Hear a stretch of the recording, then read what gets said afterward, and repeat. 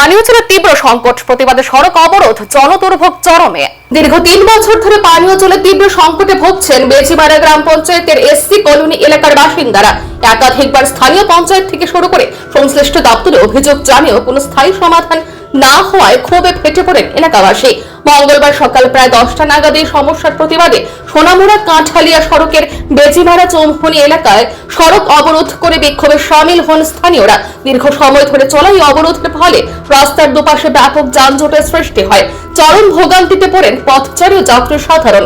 এলাকাবাসীর অভিযোগ, কেন্দ্র সরকারের হর ঘর জল প্রকল্পের আওতায় বাড়ি বাড়ি পানীয় জলের সংযোগ দেওয়া হলেও সেই সাপ্লাই পয়েন্ট দীর্ঘদিন ধরে বিকল অবস্থায় পড়ে রয়েছে।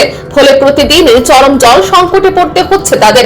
বাসিন্দাদের আরো দাবি, গত 3 বছর ধরে তারা পুকুর থেকে জল সংগ্রহ করে পানীয় জল সহ নিত্য প্রয়োজনীয় কাজ চালাতে বাধ্য হচ্ছেন, যা স্বাস্থ্য ঝুঁকিও বাড়াচ্ছে।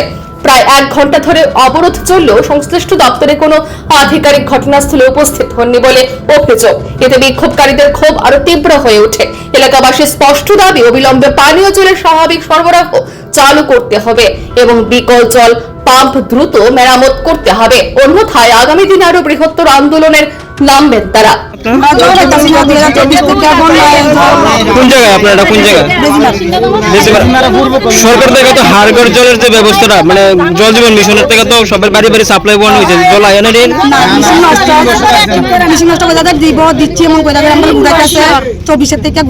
মানে এই বিষয়ে আপনারা স্থানীয় পঞ্চায়েত বা কি কইছে তারা, কি কইছে? ঠিক আছে দিব দেখতাছে আর 2 মাস 3 মাস এমন কইরা করে আমরা তো বছর যাইতাছে গেছে। কত পরিবার আছে ওখানে? আমরা আছে